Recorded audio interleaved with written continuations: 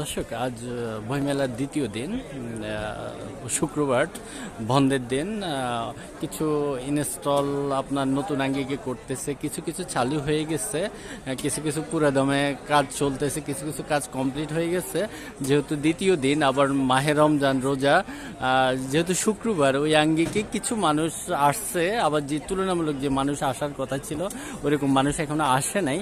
তারপর এই যে আরেকটি স্টল আমরা আপনাদেরকে দেখাচ্ছি, এটা হলো সময় প্রকাশনী, ওনাদের নতুন নতুন কিছু কালেকশন আসছে, আমরা আপনাদেরকে কিছুক্ষণ আগে দেখেছি এবং দেখানোর চেষ্টা করেছি, এবং পুরো ইনস্টলগুলো আমরা আপনাদেরকে দেখে ঘুরে ঘুরে ঘুরে ঘুরে একটু দেখানোর চেষ্টা করতেছি।